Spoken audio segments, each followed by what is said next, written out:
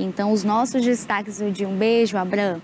Tiramos aí todas as dúvidas então para você que sabe, que entende do seu direito. E claro, tendo dúvida, você pode deixar aqui também no chat do nosso canal do YouTube. Olha, eu quero iniciar aqui então os nossos destaques do dia com uma notícia muito triste. Uma jovem de 17 anos foi envenenada em Tapecerica da Serra, na Grande São Paulo. O que a gente sabe já é que uma colega que havia dormido na casa da jovem, no mesmo final de semana em que a jovem morreu, ela havia enviado um bolo de pote. Sabe aquele bolo, então, que fica ali numa embalagenzinha, normalmente transparente, que já é vendido ali, normalmente por pessoas no dia a dia. Dessa vez, esse bolo foi envenenado por uma colega que dormiu na casa da jovem e ela acabou vindo a óbito.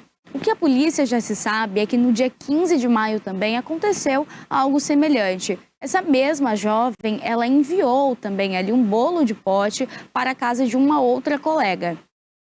Quando isso aconteceu, a família não entendeu ao certo o que tinha acontecido. A menina chegou a passar mal, ficou muito sonolenta durante o dia. Além de tudo, a menina apresentava ali falta de ar. Ela tinha respiração muito curta e isso assustou toda a família, porque os sinais mostravam ali que o corpo dela estava se desligando, né? Os sinais vitais estavam se perdendo. Então a jovem, além de estar muito sonolenta, ela aparentava também ali uma dificuldade na respiração. Foi quando a família decidiu levá-la ao hospital. Quando levaram a jovem também para o hospital, o que já se sabe é que essa menina, ela passou ali por um atendimento que foi confirmado também, uma intoxicação alimentar. Depois disso, a jovem foi ali levada também para fazer os primeiros atendimentos, passou ali também por uma lavagem, né, que é o que costumam fazer em um caso como esse. No entanto, a jovem conseguiu sobreviver. Uma vitória, tanto para uma família, né? Imagina uma jovem com a vida inteira pela frente, com muita saúde, de repente se vê numa situação como essa, que recebe um bolo com uma cartinha, acredita seja um amigo, ou até mesmo de um coleguinha, na mesma faixa etária ali, adolescentes, porém, no entanto, era uma colega mal intencionada. E é quando a polícia, então, inicia a linha de investimento. Aí essa investigação se dá no caso dessa mesma menina que morreu. O que a gente já se sabe também é que, além dessa jovem ter envenenado essas duas amigas, ela agora passou por um interrogatório aí de pouco mais de 2 horas e durante esse processo ali de interrogatório, ela acabou então confessando os 2 crimes. Além de tudo, ela estava na casa da amiga no sábado. Ela enviou o bolo de pote no iniciozinho ali da tarde. Ela vai para a casa da amiga já quase à noite.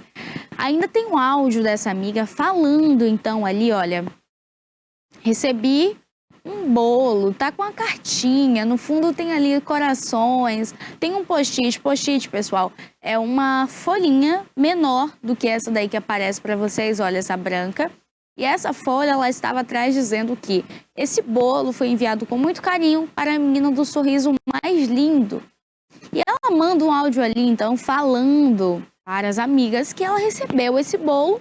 O mototáxi chegou, ela costumou, então, ali como normal, um dia tranquilo, como ela costumava, está recebendo, esperando suas amigas. Então, ela pega esse bolo, manda o áudio ali no grupo de amigas. E é quando, então, ela vai e deixa o bolo ali armazenado na geladeira. Quando a outra amiga chega, ela vai comer. A amiga diz que não quer. E aí ela começa a se sentir mal.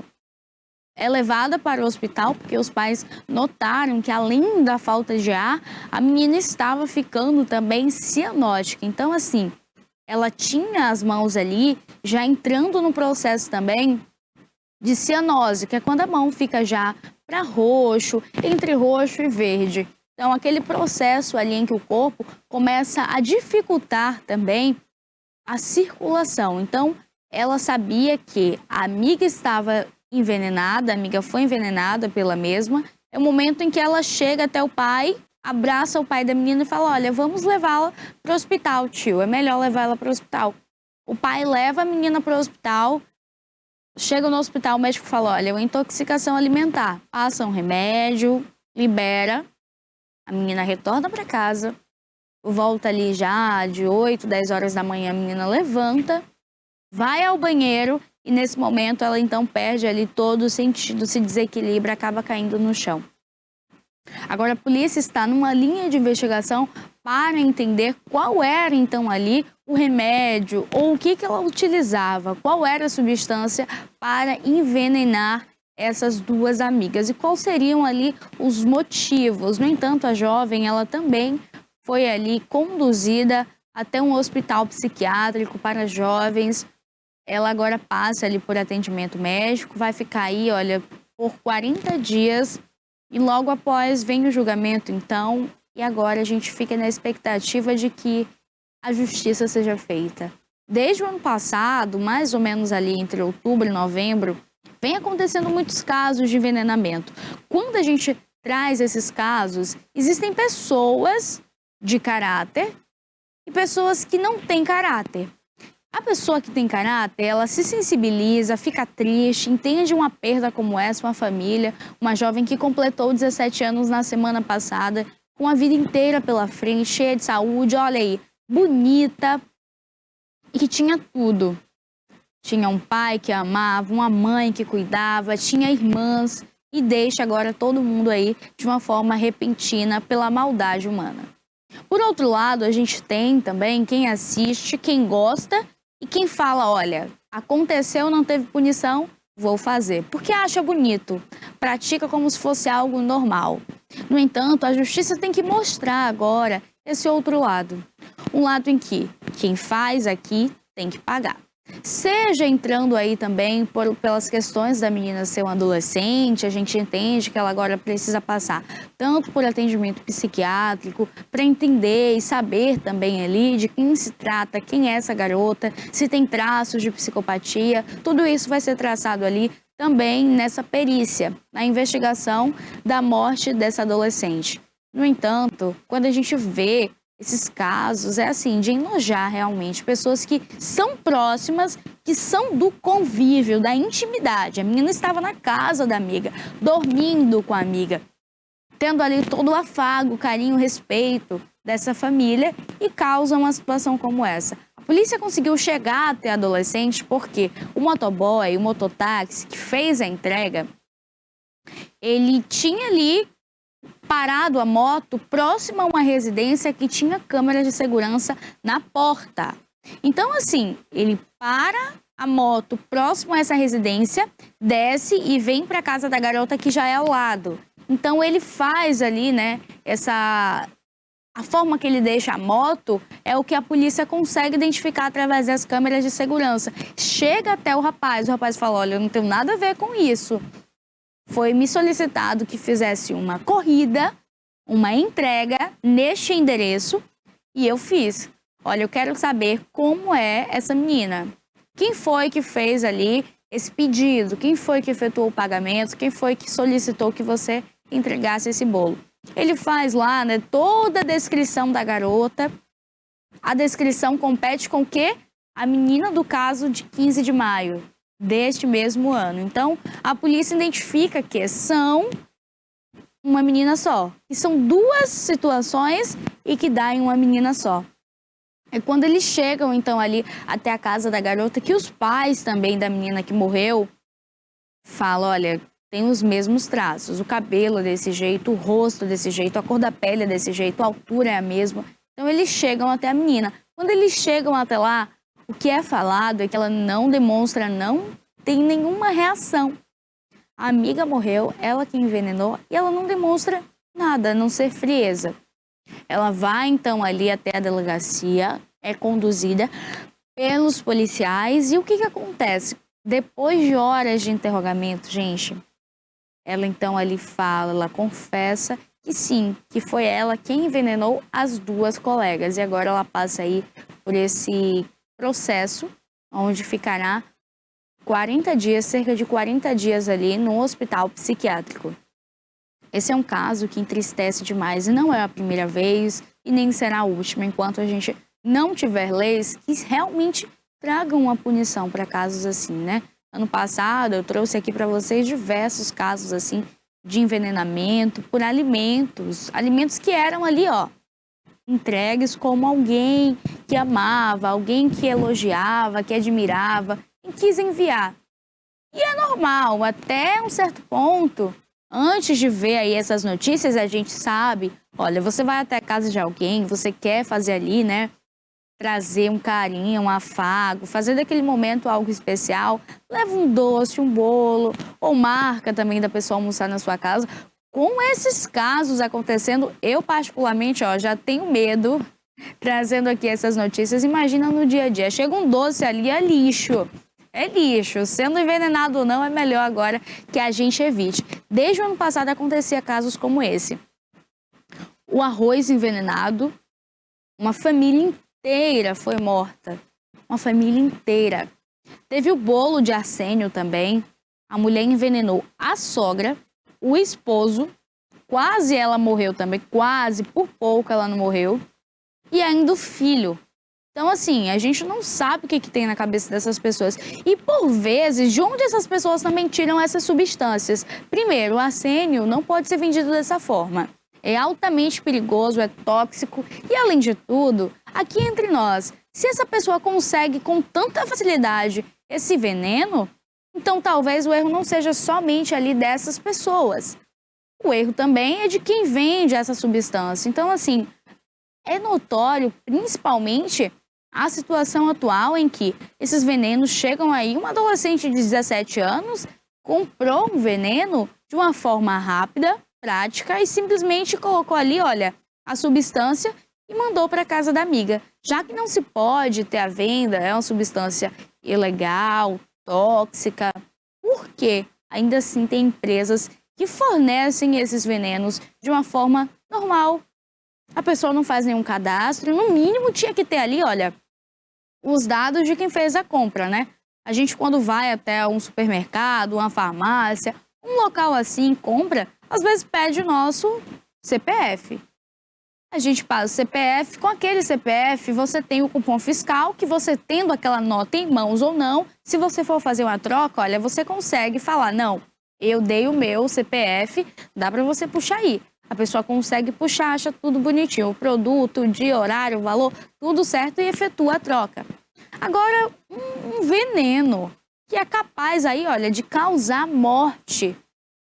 Gente, é uma família.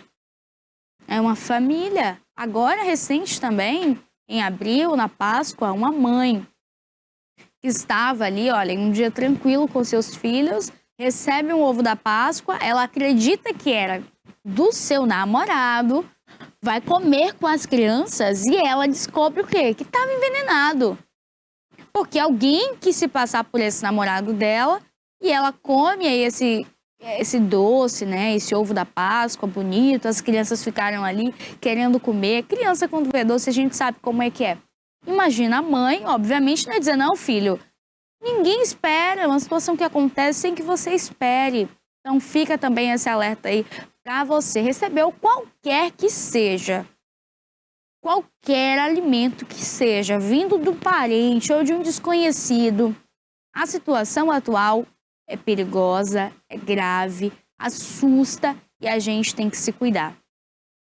A gente precisa agora andar, infelizmente, ó, com o olho aqui, o outro já indo em busca ali do que está acontecendo. Então, assim, chegou até sua residência, foi um entregador que fez a entrega.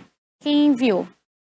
Bora lá. Como era essa pessoa? Era homem, mulher? Quais eram as características? Foi de onde? Porque a pessoa simplesmente não caiu em cima da moto e falou, toma aqui. Não.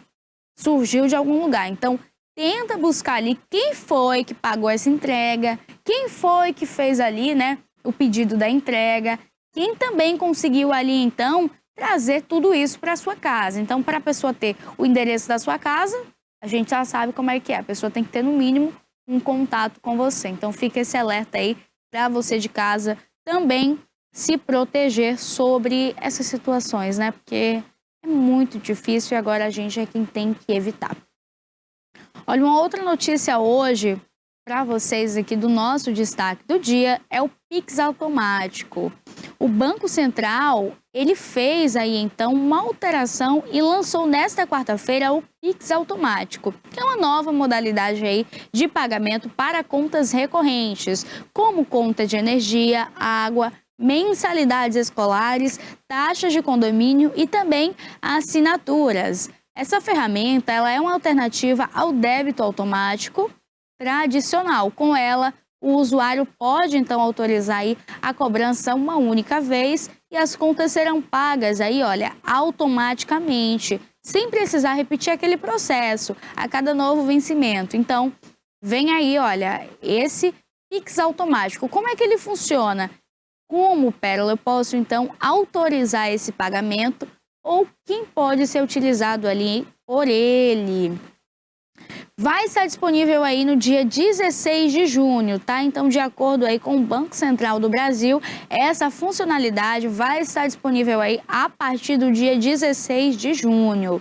Pérola, como que vai funcionar então? É sem tarifa todos os dias da semana, tá? Em qualquer banco, pagamentos recorrentes, escolas, clubes, academia, plano de saúde, condomínio, cancelamento até 23h59 do dia anterior, distribuidora de energia e água, telefone, seguros, assinaturas, né, TV, celular, enfim.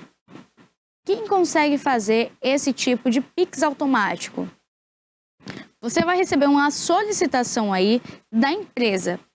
Você autoriza através do aplicativo do seu banco e o pagamento acontece de forma automática nas datas que são combinadas. Por exemplo, o vencimento da escola da criança é lá no dia 5, dia 6, até o dia 10.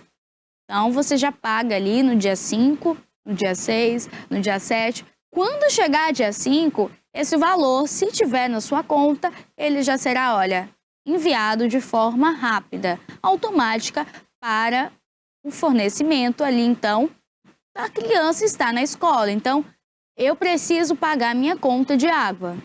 Bom, vence no dia 2 de julho. Se você tiver esse valor em conta, esse valor vai ser debitado ali de forma automática. O usuário ele pode cancelar também esse Pix automático ou também editar a autorização a qualquer momento. No caso de empresas, como funciona? Coloca aí, pode abrir a imagem para a gente para os casos de empresa, Cássio. Nos casos de empresa, então, você deve enviar ali as propostas de adesão ao cliente e os pagamentos serão recebidos automaticamente. Então, a empresa vai enviar ali todo um critério, tudo bonitinho, com todas as informações, protocolos, dados, e esse cliente quem vai dizer se ele aceita ou não. Pode ser também ali, olha, cancelado até 23h59 do dia que você pagaria, efetuaria o pagamento. Então, a minha conta de água vence no dia 5 de junho. Antes de dar 5 de junho, você consegue fazer essa alteração, você consegue cortar, cancelar. Então, fica a seu critério aí também. Então, dia 4 de junho até 23h59, eu consigo fazer ali o cancelamento desse débito automático. E como faz a configuração, Pérola, desse Pix automático, então? A configuração vai estar disponível apenas a partir do dia 16 de junho. Até lá, você fica na expectativa aí para novas atualizações e a gente traz aqui. Então, nesse processo, quando chegar dia 16 de junho, você tem o interesse, você vai conseguir configurar, então, com a empresa que é responsável pelos pagamentos. Então, o seu banco, que faz ali os seus pagamentos, vai ter uma aba de Pix automático. Você vai clicar lá e vai fazer a autorização para as cobranças de escola, academia, internet, água, luz, tudo isso que você precisa. Então, você solicita ali. Por quê? Porque essa solicitação, ela abre uma nova aba e você já coloca ali tal coisa, tal dia, tal pagamento, tal horário. Então, você é quem vai colocar ali cada um bonitinho que você vai autorizar o Pix a ser concluído. Olha a imagem aí, olha. A vida com Pix já é fácil, né, gente? Eu falo que O Pix ele chegou para revolucionar muita coisa. A internet, ela tem um poder, a tecnologia, ela traz tantas coisas, apesar de tirar aí muita funcionalidade do dia a dia, muitos trabalhos também. A gente sabe que a facilidade, olha, às vezes você esquece o dia do pagamento. Isso aí acontece rotineiramente com milhões e milhões de brasileiros. Chega o dia de pagar ali a conta de água, a conta de luz, é tanta despesa, é compra para casa, seja os materiais de higiene pessoal, alimentação, tem água, tem luz, internet, para quem mora de aluguel, tem as despesas da criança, alimentação, o lanche ali, né? Todos os dias para o menino levar para a escola. Tem também a matrícula, a mensalidade. Então você fica ali, meu Deus, eu tenho que anotar, deixar tudo certinho para não perder os dias, pagar juros e, claro, tem que pagar no dia porque evita tudo isso. Porém, a gente tem o quê? Que ficar antenado, porque senão acaba esquecendo realmente. E agora, com esse Pix automático, vai facilitar. Por quê? Porque se é algo recorrente, se você abre a solicitação e autoriza que esse pagamento seja feito nessas datas de vencimento, o que pode acontecer? Esse pagamento, você não precisa agora ficar se prendendo a isso. Você sabe que vai chegar essa data e vai estar lá ó, tudo bonitinho, sem juros para você. Então, Pérola, existe aí algum malefício vindo desse Pix automático? A gente vai descobrir na prática. Até o momento, o que a gente já sabe é que essa autorização é feita pelo usuário. Não é de forma abusiva. O banco não vai tirar da sua conta se você já faz um Pix recorrente. Não importa se você faz esse Pix 30 dias do mês. Você só vai conseguir fazer esse pagamento automático se você, cliente, se você, usuário, autorizar. Então vai ter lá a aba, você vai fazer a solicitação e depois vai autorizar esse pagamento aí automático. Pérola, fiz aí a autorização. Agora eu não quero mais. Tirei o menino da escola, mudei a escola da criança, não estou mais com essa internet, mudei a empresa. O que eu faço? Você tem até as 23h59 do dia que antecede o pagamento, o vencimento daquela fatura, daquele boleto, para você cancelar, tá? Então, você consegue da mesma forma autorizar quanto cancelar esse pagamento, esse Pix automático. Embora a gente saiba que existe aí o débito automático em conta, o que é normal para algumas pessoas que já utilizam, né? Agora chega aí essa nova coisa para você, né? Para facilitar o seu dia a dia, claro, a gente precisa estar atento. Então, quero cancelar até as 23h59 do dia que antecede o boleto, do dia que antecede ali o vencimento dessa fatura, tá? Então, seguindo as regras ali que você, cliente, instituiu a essa operadora, você consegue ter tanto pagamento quanto ali a cobrança sendo mensal, semanal, enfim, não importa quanto que seja ou de que forma seja. Você tem também ali alguém que você presta serviços e você paga também a essa pessoa. Então, se você já tem o costume, olha, a cada 15 dias você paga um valor neste Pix, você pode também ali autorizar, fazer primeiro a solicitação desse Pix automático, depois você autoriza e depois, olha, mudou, não é mais para essa conta, ou você não faz mais esse pagamento, então você vai lá e aperta para cancelar. Então aí tem muitas vantagens para facilitar o seu dia a dia, para cortar os juros aí abusivos que vêm aparecendo. Então, procura aí facilitar os pagamentos de conta corrente com essa nova modalidade de Pix. Tendo atualizações também, eu volto aqui com vocês e a gente bate esse papo aí, então, sobre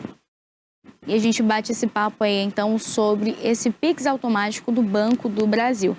Olha, daqui a pouco eu retorno aqui com vocês e a gente bate um papo bem interessante também sobre o caso de um empresário que foi encontrado aí morto em um buraco de obra ali no autódromo de Interlagos. Então, esse daí foi um caso que realmente chocou aí todo o Brasil. Ele tinha ido ali com alguns amigos e de repente sumiu. E agora a família busca por justiça e, claro, as investigações já foram iniciadas. A gente vai aqui para um rápido intervalo e na volta a gente bate um papo aqui muito bacana. Ó, tá ouvindo? É o som do trabalho. Quer obra? Receba! É trabalho, é cuidado com a gente. É o governo do estado presente. Já são mais de 170 escolas de tempo integral em todo o estado, como essas de Ilhéus, Itabuna, Itapetinga, Taperoá e Tororó. Depois do Hospital da Costa do Cacau e da Policlínica Regional, o governo do estado ampliou o hospital de base em Itabuna e garantiu o SAMU em todas as regiões da Bahia. E com um recorde de investimentos em água e saneamento, está resolvido o problema de água em Itabuna. O Minha Casa Minha Vida Bahia entregou novas unidades no conjunto habitacional Jaçanã e receba a obra. A água levou minha vida toda. Hoje eu durmo tranquilona. Minha Casa Nova, receba! Na Bahia é assim, o governo do estado presente trabalha pra gente.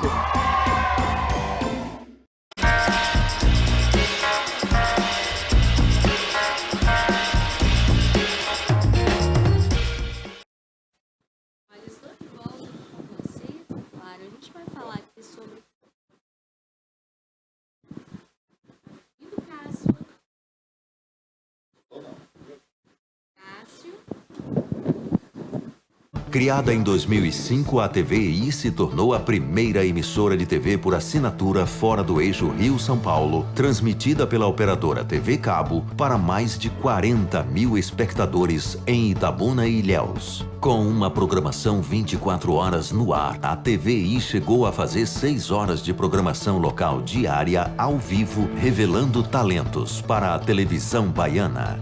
Inserida na Lei do Cabo, a TVI passou a integrar o seleto grupo de TVs com programação qualificada junto à Ancine e contribui com a capacitação do mercado audiovisual da Bahia para a captação de recursos para a produção de minisséries, reality shows, documentários e outros produtos de entretenimento para as mais variadas plataformas. Equipada com estúdios de áudio e vídeo e modernas ilhas de edição, a TVI também está preparada para trabalhar no jornalismo factual local, inclusive utilizando sua unidade móvel SDNG. Passando agora por uma reestruturação, a ação programadora detentora do canal TVI se prepara para transformar o sul da Bahia em um polo de teledramaturgia, movimentando o mercado do audiovisual da Bahia. TVI é da Bahia, é da gente. Olha, estou de volta aqui com vocês e aqui no estúdio temos o Alberto Durão. Ele que vai contar aí para vocês sobre as mudanças, então, da antiga RG e você agora que precisa passar aí também por esse processo para a nova carteira de identidade nacional. Bom dia, Alberto, seja bem-vindo. Bom dia, Pérola. Satisfação estar aqui de volta à TVI para novos esclarecimentos. Olha, primeiro eu queria entender o que trouxe aí e auxilia na mudança para quem vai passar agora pelo processo aí com a nova identidade. Qual foi a motivação, então, para essa substituição? Estamos vivendo um momento assim de grande revolução, né, no que diz respeito à identificação de pessoas. Antes tínhamos uma série de dificuldades que foram solucionadas nesse momento. Por exemplo, não tínhamos um documento único, né? Cada estado produzia o seu número de identificação, que para alguns momentos isso era uma grande confusão, porque nós não tínhamos acesso, por exemplo, aos órgãos de segurança, né, a informações de outros estados, porque não era um cadastro único. Então, para tentar viabilizar benefícios importantes para a população, para facilitar, para que as pesquisas fossem rápidas, mais seguras, é que tentou-se construir um documento, elaborar um documento de identificação único, não mais com RG, onde atrelava-se isso a cada estado em específico.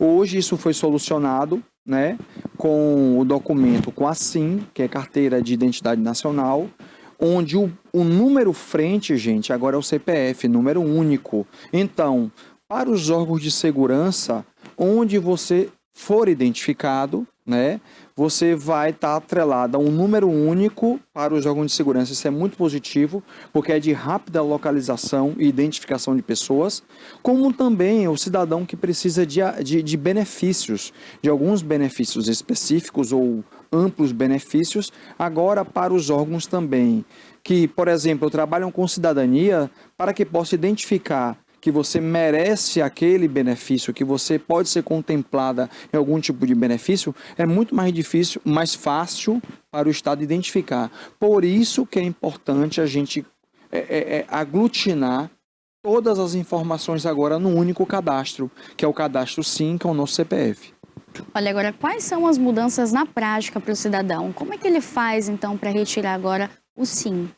Olha, o cidadão aqui na Bahia, ele precisa fazer um cadastro de reserva, né? Ele precisa fazer o seu agendamento no aplicativo do governo, que é o ba.gov.br, né? Lá você vai ter acesso a seu agendamento, dia específico, hora específica para o atendimento.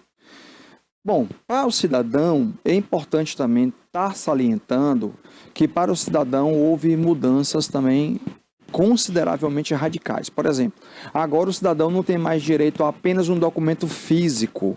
Agora o seu documento digital também é liberado nesse cadastro. Quando a gente se identifica para pegar a nova carteira de identidade, o que acontece? Você recebe uma física no saque, né? Os atendimentos geralmente são nos saques das regiões. Então, você recebe sua carteira física e recebe também sua carteira digital, que se encontra no gov.br. Então, agora, quando o cidadão, ele sendo categoria ouro, cadastro ouro, né, que requer um certo nível de cadastro, mais específico também. Quando a pessoa é ouro, o seu documento digital já aparece ali completo, né? E outra coisa, temos os antigos dados das identidades, como dados de certidão, naturalidade, data de nascimento, nome de pai, nome de mãe, mas agora na versão digital no gov.br existem outros elementos também, outras informações importantes. O cidadão passa agora a ter o documento de habilitação, a CNH. O cidadão começa a ter também, nesse momento, disponibilizado no único documento o número do seu título de eleitor, né? Carteira de trabalho, número do PIS ou PASEP, depende da relação da pessoa, se ela é estatutária, se tem um PIS, né? Ela também pode ter na sua SIM informações sobre o tipo sanguíneo. Existe uma relação de limitações, né? Por exemplo, limitações clínicas ou diagnóstico, como autismo, por exemplo. Assim também, ela promove ela confere ao cidadão essa marcação, essa informação na sua identidade. Por quê?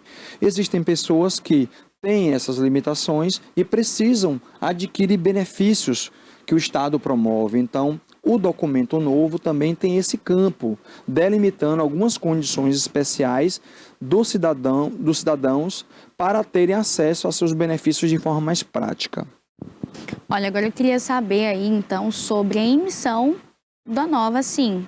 Queria entender, ela é gratuita? Existe um valor, uma taxa que a pessoa paga?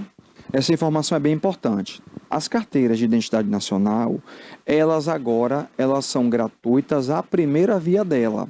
Então, todo cidadão tem direito, na Bahia, no estado da Bahia, a entrar na SIM gratuitamente. Agora, se a pessoa perder, tiver algum outro detalhe com o seu documento e precisa renovar, segunda via, terceira via, quarta via, aí sim ela vai pagar uma taxa, tá? Porém, para as pessoas que estão procurando o serviço de atendimento ao cidadão, os documentos são gratuitos. A primeira via é gratuita.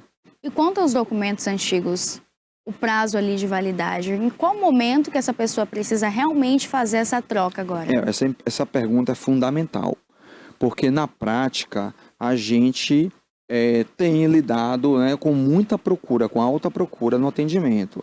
Mas é importante também, embora existam essa série de benefícios da nova carteira de identidade, é importante salientar que não é necessário, nesse momento, a população invadir os saques, né, para fazer esse agendamento. Por quê? Os documentos são válidos, atuais, até 2032, em média, né, 2032. Então, não há essa necessidade das pessoas, de forma ansiosa, né, procurar os serviços para trocar o documento. Não. Isso tem que ser feito de forma gradativa, porque o serviço de atendimento também tem suas responsabilidades e sua capacidade de atendimento. Então é importante as pessoas notarem que é bom olharem suas datas de vencimento ou necessidades, né? Necessidades sociais para ter um novo documento. Aí sim, a pessoa procurar o saque e procurar renovar seu documento. Então existem pessoas que precisam, né, de forma imediata da nova SIM. Então, tudo bem, ele vai agendar e vai ter acesso. Mas aquele que não precisa exatamente agora pode esperar um pouco para evitar um pouco os superatendimentos, né? As altas demandas no serviço de atendimento ao cidadão. Olha, agora falando justamente disso, né, serviço de atendimento, quais são os documentos necessários quando você quer, ou melhor, agora que a pessoa, né, tá nessa nova retirada ali da identidade, precisa ter em mãos para fazer retirada? Olha, o que acontece? Essa é outra importante pergunta, porque ela geralmente são as maiores dúvidas dos cidadãos, né? É importante que as pessoas tenham necessariamente seus registros. Quem nunca casou, certidão de nascimento. Quem já casou, certidão de casamento. Ok, tá? Me divorciei, não importa, é a certidão de casamento. É a última certidão. Quem nunca casou, o nascimento. Tudo bem. Agora, para a versão digital do documento, é importante ter, se a pessoa quiser agregar valor ao seu documento, ter mais informações, já é optativo. Você pode levar a Carteira Nacional de Habilitação, o título de eleitor para que seja cadastrado, tipo sanguíneo, o PIS, o PASEP. Então, assim, essas informações, carteira de trabalho. Então, essas informações são importantes como documentos acessórios, embora o documento essencial para a identificação de pessoas é o registro. Quem nunca casou, nascimento, e quem já casou, casamento. Olha, eu queria saber também aí se a emissão ela pode ser feita inteiramente online ou se ela necessariamente somente física. Não, a identificação é um processo físico, né? Você não consegue pedir a elaboração do seu documento à distância. Precisa agendar o atendimento no Serviço de Atendimento ao Cidadão, no SACS, né? Se sua cidade tem SACS ou algumas outras cidades menores têm pontos de atendimento ao cidadão, né? Esses órgãos estão fazendo assim, ok. Precisa ser agendado e, no horário determinado pelo agendamento, comparecer, municiado de seus documentos, apresentar ao atendente e aí vai sim ter acesso ao serviço de elaboração da SIM, que começa tanto com a fase cadastral, a análise de documentos, depois vamos coletar as fotografias, dados biométricos no geral, vamos coletar as impressões digitais e aí fazer toda aquela etapa de identificação e aí sim concluir, geralmente de 15 a 20 dias o cidadão pode retornar ao saque. Geralmente eles são informados pelo aplicativo do ba.gov sobre a elaboração do documento, se ele está disponível ou não no saque, retorna ao saque e pega o documento. Agora, a nova identidade, a identidade digital, ela tem a mesma validade da física, da impressa? Outra importante pergunta, a mesma validade em território nacional. Quando você tem acesso ao Gov com o seu documento, é muito legal, porque você tem ali um documento rápido, de fácil acesso, codificado, seguro. O documento pode ser exportado para onde você quiser, para um e-mail, para um contato de WhatsApp. Então, muito bom, muito eficiente. Porém, se a pessoa sair do país, o outro país não tem a obrigação de reconhecer aquele documento como documento oficial. Então, é um documento, por leis brasileiras, reconhecidos em igualdade de importância dentro do território nacional com documento físico. Os dois documentos têm a mesma importância. Saiu do Brasil, aí eu recomendo a pessoa estar portando seu documento físico. Olha, agora eu queria saber também, de acordo com os prazos aí de validade, para essa nova carteira, de acordo ali com as faixas etárias. Quanto é que fica? Qual é mais ou menos ali a média? Olha, em média, o documento de identidade ele tem uma validade de 10 anos. Por que essa validade? Documento de identificação é um documento de identificação. Tem uns dados cruciais ali da vida da pessoa, da identidade da pessoa. Porém, existem pessoas que com o tempo podem mudar muito o seu padrão. Por exemplo, o envelhecimento, né? Os adolescentes, as crianças saindo da fase para a adolescência, depois para a fase adulta. Então, existe uma diferença, como é que eu digo, visual, né? Diferença visual, né? Fenotípica, a gente diria, né? Características físicas. Então, as pessoas podendo apresentar outros padrões durante o desenvolvimento de suas fases de vida, pode apresentar mudanças que não conferem aos atendentes, aos órgãos, total segurança de identidade. Se é você ou não. Por isso recomenda-se, por isso que os documentos de identidade ali prezam por 10 anos de validade. Depois é natural que se exijam, né, a renovação do documento. Olha, eu queria saber então aí sobre a tecnologia que envolve, assim, existe alguma ligação com a biometria facial? Total. Aí você já está adentrando nas áreas de segurança pública, né? Conversamos muito sobre cidadania. Até o presente momento, o nosso papo foi todo sobre cidadania. Porém, o que a nova carteira de identidade traz de revolução para a segurança pública do país é inquestionável. Por exemplo, onde entrarmos seremos identificados. Qual é a base de dados para os serviços de reconhecimento facial? A nova carteira de identidade. Também a Carteira Nacional de Trânsito. Então a gente faz um banco muito grande de dados que permitem que as pessoas, onde elas passem, né, elas serem identificadas pelo serviço de reconhecimento facial. Importantíssimo. Gente, outra grande novidade, né? As pesquisas de identidade através das impressões digitais agora são cada vez mais sofisticadas. Quando os peritos vão para cenas de crime, quando os peritos papiloscopistas analisam, né, as digitais de uma cena, por exemplo, quando ele coleta a digital e traz para o sistema, esse sistema hoje que trata das novas carteiras, existe uma rápida identificação. Eu não sei se as pessoas lembram daquelas séries, daqueles filmes americanos, que você coloca a peça questionada, digital da cena, de um copo, de um celular, de um microfone. Quando coletam essas características de papilares, essas impressões digitais, quando o perito leva para o programa, aí existe uma rápida identificação, um algoritmo muito violento em suas pesquisas, muito forte, muito eficaz, vamos dizer assim, e aí de rápida localização e identificação de pessoas. Então isso para a segurança pública é um grande avanço. A Carteira Nacional de Identidade, gente, não é só um impacto para os serviços de cidadania, também para o serviço de proteção de pessoas. Então a gente tem condição de localizar agressores, pessoas violentas, pessoas que cometem crimes com muito mais facilidade quando comparados a anos anteriores.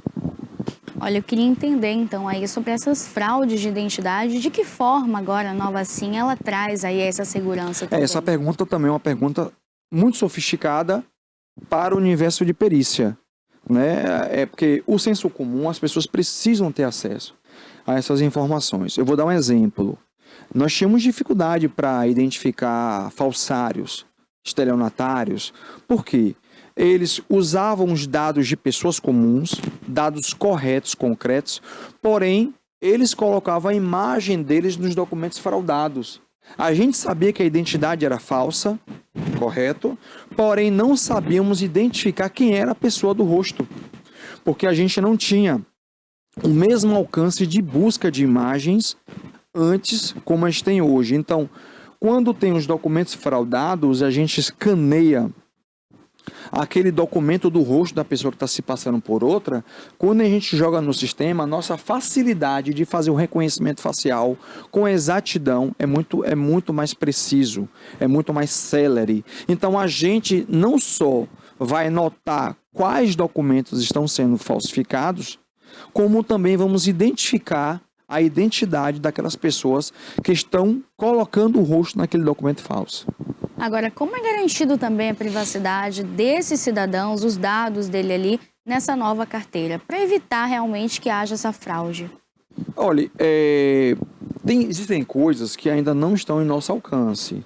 Por exemplo, quando a pessoa ela perde um documento e não registra a queixa, ela é muito vulnerável, né? Porque quando você perde um documento, ou alguém de más intenções tem acesso aos seus dados, ela pode fotografar, pode capturar seus dados e tentar se passar por você. A gente não tem esse alcance. Qual é o nosso alcance? O nosso alcance é quando essa informação ser oficializada nos órgãos de segurança, e aí sim você vai fazer com que aqueles órgãos de segurança busquem, né, dar sentido àquela violação, descobrir os envolvidos e com certeza submeter essas pessoas à justiça. Mas geralmente começam assim, né? As pessoas perdem documentos, esses documentos eles podem cair na mão de criminosos e eles tentarem se passar por qualquer um de nós. Porém, a vida útil desse crime hoje está muito mais curta, porque quando esses documentos alguém presta queixa, as delegacias de polícia civil aliadas ao departamento de polícia técnica hoje podem ter uma condição muito mais eficaz das respostas que o cidadão merece do que antes, né? Agora eu queria entender quais são os maiores desafios agora quanto à perícia, ao governo, relacionados aí a essa nova identidade que vem a população, né, que é de forma mais sucinta, busca ansiosamente fazer essa alteração. Qual é o preparo realmente ali que é necessário para fornecer esse novo documento? Na semana passada nós batemos 1 milhão de pessoas identificadas na Bahia. É um número recorde, né? Isso muito alimentado pelo documento gratuito, né? Faz com que as pessoas se acelerem e busquem o serviço de identificação. Então, assim, a gente para transformar todas essas informações enumeradas em realidade, a gente vai precisar de um tempo para que todas as informações sejam digitalizadas e capturadas pelo programa. Isso demora um tempo, né? Mas é um tempo muito curto. Já batemos, nós não temos um ano, gente, de trabalho na nova SIM. E o estado da Bahia já bate 1 milhão de identificações. Então, à medida que as pessoas entrem no programa, a gente vai ficar com um programa super completo e robusto para fazer esse combate ao crime. Ok.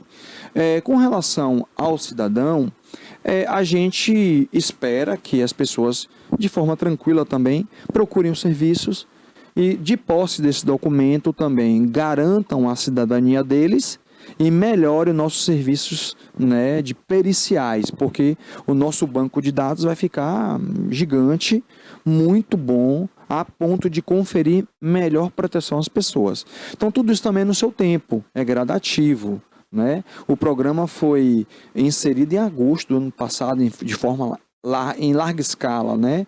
Oficialmente entrou no saques em agosto de 2024. Então, eu acredito que vamos viver, nesse aspecto de segurança pública relacionado à identificação de pessoas, uma nova era. Uma era muito mais segura, onde os órgãos de segurança farão combates muito melhores. Mas, sem ansiedade, tudo no seu tempo, nós estamos nos preparando muito. Eu chamo uma outra atenção para a população, talvez até esteja no seu rol de perguntas também. Imaginem as pessoas agora procuradas, desaparecidas, o impacto disso. Nós temos um grande problema com pessoas desaparecidas. Então, através dos serviços de capturas, de reconhecimento facial, através das pessoas que estão perdidas e não sabíamos quem eram, à medida que forem sendo fotografadas pelo perito, colocadas no sistema e fazendo essa busca por reconhecimento facial, nós vamos trazer uma série de soluções que não conseguíamos também. Então, terá esse forte impacto. Pessoas desaparecidas, cadáveres ignorados que não eram enterrados sem identificação. Cada dia que passa será uma realidade muito menos provável de acontecer, né? Então, se nossos serviços de identificação já eram muito rápidos, eram muito ágeis, agora vamos estar em outro patamar, literalmente.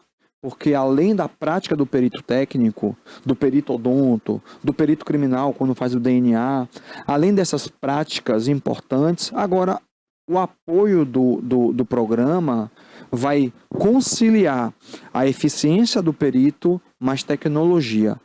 A resposta disso aí é muito mais elucidação. Olha, eu queria entrar um pouco, então, na face de biometria facial. Quando a gente tem, né, um banco de dados que se cruzam aí, a gente consegue identificar de forma mais rápida, de uma forma sucinta. Correto. Agora, eu queria entender, outros estados aqui do Brasil já fizeram também a adesão desse novo programa? Olha, eu não tenho, assim, tanto arbítrio, assim, por falta de informação, né? Que são informações mais compartilhadas com os serviços de inteligência.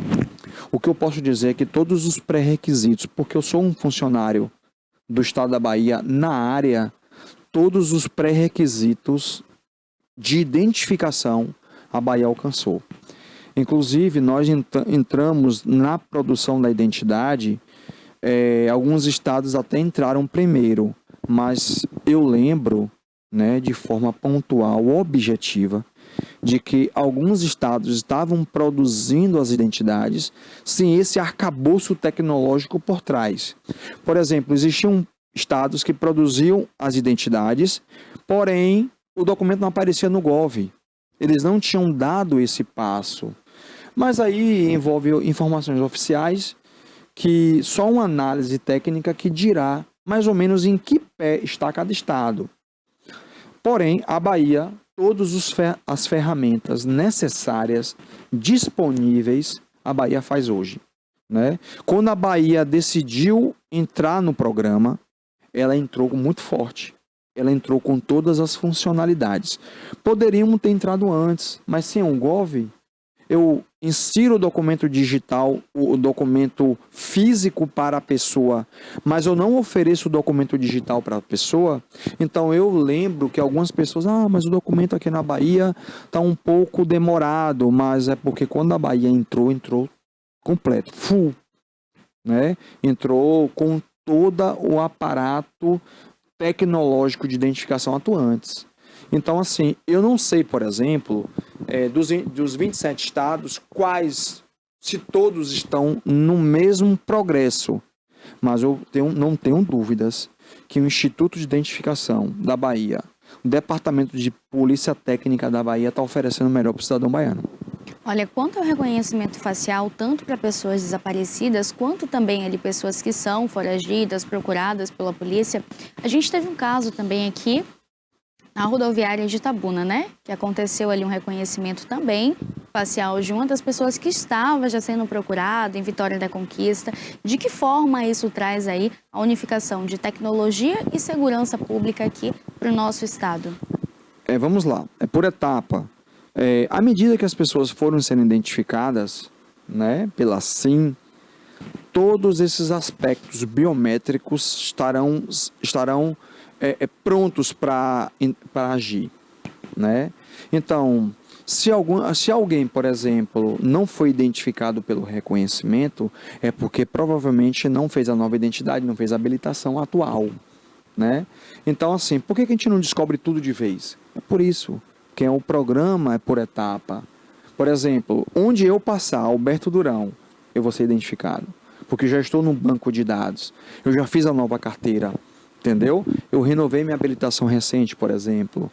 Então, assim, a probabilidade de eu ser identificado é 100%.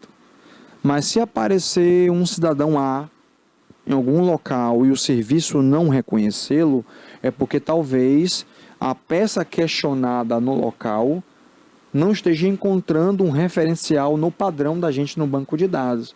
Por isso que eu estou lhe falando que isso leva um tempo, é gradativo. Mas o algoritmo, a tecnologia disponível é a melhor, é a mais desenvolvida possível.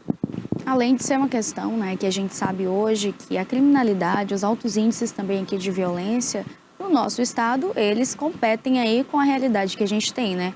Mortes por minutos, sequestros também. Então vai facilitar até mesmo nessas questões, né? Pessoas que são sequestradas, pessoas que passam ali por um processo também e ficam de forma vulnerável, então agora passa a ser encontrada mais fácil. Então, é a necessidade também da nova SIM, traz aí uma questão de segurança pública.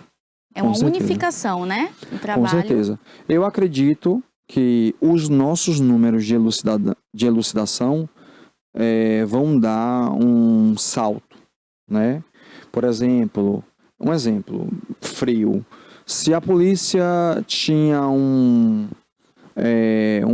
teor de resolução de 50% dos casos, vamos avançar muito nesse quesito, por causa dessas ferramentas, né?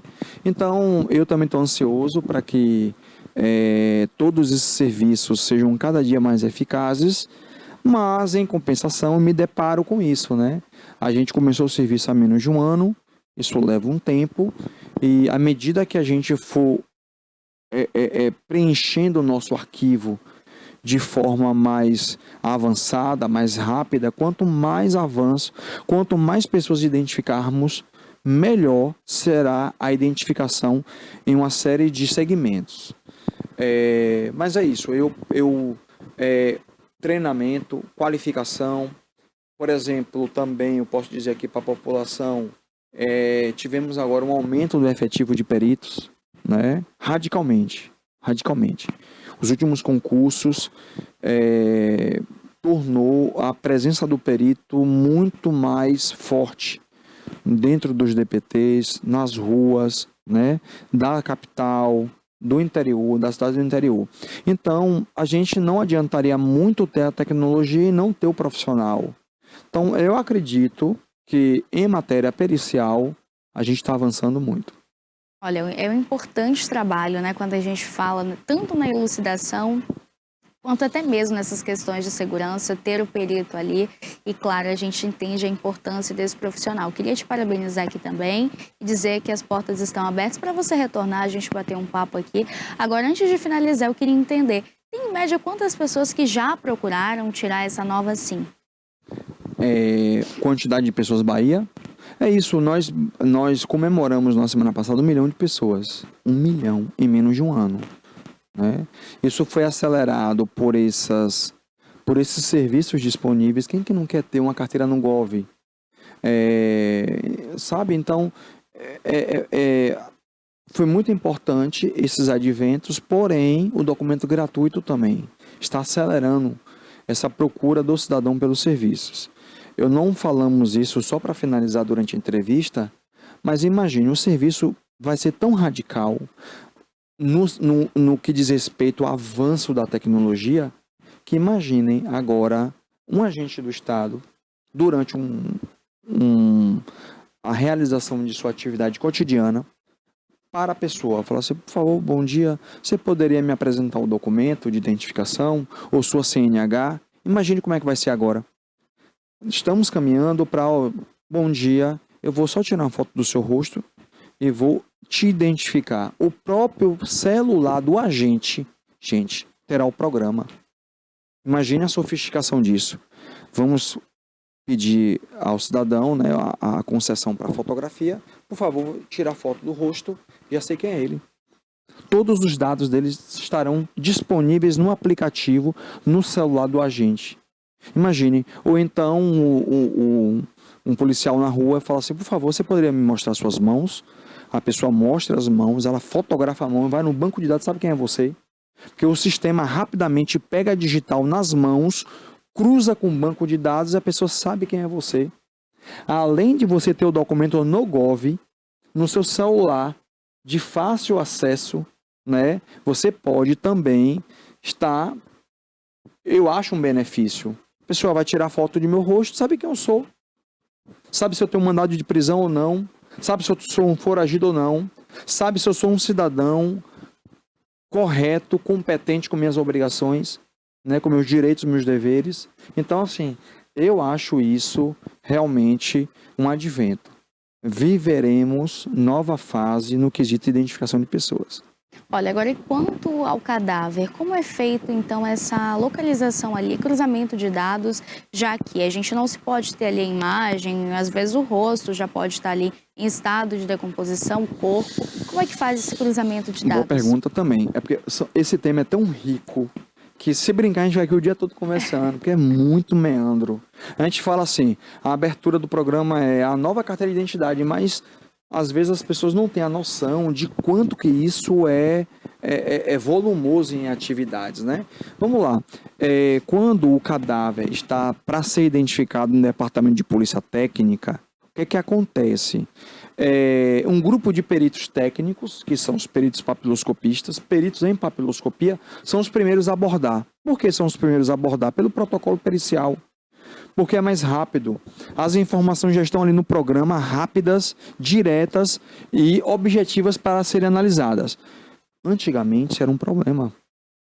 Eu lembro de um período, eu não estava no estado ainda, né? Mas assim, eu lembro de um período que as pessoas eram amontoadas, geladeiras não davam conta para você, porque você não sabia nem quem era a pessoa. Como é que dali vai ser instaurado um processo de investigação, gente? Se vocês não sabem nem quem está morto ali, como é que você pega quem matou? Não pegava. Muito difícil.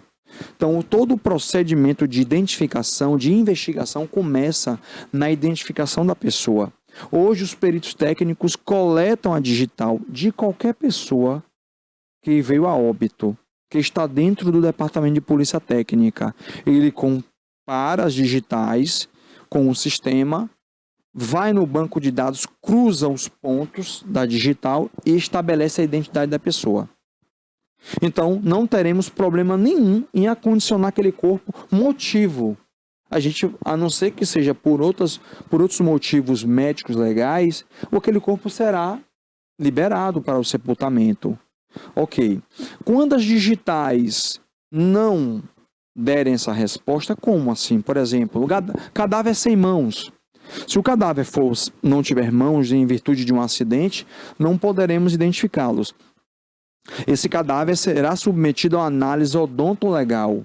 Os dentistas avaliarão a arcada dentária para tentar estabelecer a identidade ou não. Não, por exemplo, a pessoa não tem dente. A pessoa não tem um padrão de sorriso estabelecido na internet e rede social. Ele não pode cruzar também. Aí o cadáver vai para o serviço de DNA, que é um serviço importantíssimo, altamente sofisticado, porém, existem algumas fases metodológicas que permitem, que promovam uma espera maior, né, pela análise. Mas, geralmente, uma dessas 3 técnicas traz a identidade da pessoa.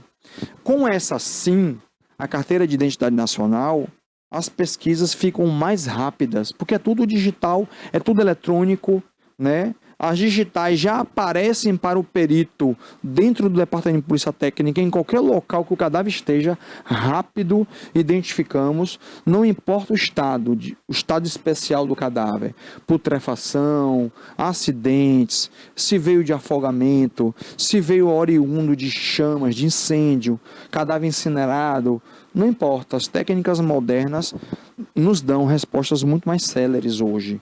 E qual é a relação disso com o nosso tema? Assim, promove tanto padrão facial como de papilas, de características de impressões digitais muito mais rápidas. Isso faz com que esses serviços sejam muito menos doloridos para a família. Porque, imagine, a pessoa, além do impacto da morte da pessoa, ainda ter que se esbarrar nos parâmetros burocráticos da sociedade, dos órgãos de segurança. Então, quanto mais célere agilizarmos, quanto mais rápido agilizarmos esse serviço, melhor. Então, é isso que essa SIM promove também. Entendeu? Então, não é só uma carteira de identidade com um padrão novo, moderno, atual, unificado, onde todos os estados façam a mesma coisa. Não é só isso. Por trás disso, existe um campo de atuação muito diversificado, com diversos viés, né, de atuação do Estado repercutindo na vida das famílias. Olha, realmente, assim, é uma unificação aí onde a gente consegue ter um cruzamento de dados, vai facilitar muito o trabalho da polícia, a polícia técnica, civil, ou seja, um serviço unificado trazendo segurança para o cidadão. Perfeito, Vai perfeito. facilitar realmente a vida da pessoa, né? Perfeito. Eu acredito que esses passos modificarão parte do cenário da segurança pública, porque segurança pública não é só isso, né? Outros especialistas em suas diversas áreas, né? Os policiais civis, os serviços da polícia técnica, da polícia civil são diversos. Então a gente faz combate ao crime em diversos segmentos, mas com relação pelo menos à área que é o tema de minha pesquisa, acreditamos que a gente deu largos passos, né? Espero que os investimentos em segurança continuem, que a perícia seja muito vista pela população. Cada programa desse que nós somos chamados, comemoramos, porque a voz do perito, ela ecoa pela população e vocês nos ajudam, né? Acredito que cada entrevista dessa deixem as pessoas cada vez mais conscientes dos serviços que elas têm direito. Então, essa é a nossa grande comemoração, nosso grande ganho, né? Esperamos que o Estado continue nos apoiando, precisamos sempre de investimentos, né? E que a população se torne consciente desses trabalhos e que estejam sempre, na medida de suas necessidades, cobrando do perito seus serviços. Olha, eu quero te agradecer, Alberto, e dizer que você pode voltar aqui mais vezes para a gente conscientizar a população, falar de um trabalho que é rico e, claro, que precisa sim dos investimentos do Estado, principalmente para que a população entenda a importância e o vasto caminho que traz aí a nova Sim. Obrigada aqui pela sua presença, a entrevista de hoje. Agradeço a TVI, eu já me sinto em casa, já fiz alguns programas aqui, somos muito bem recebidos.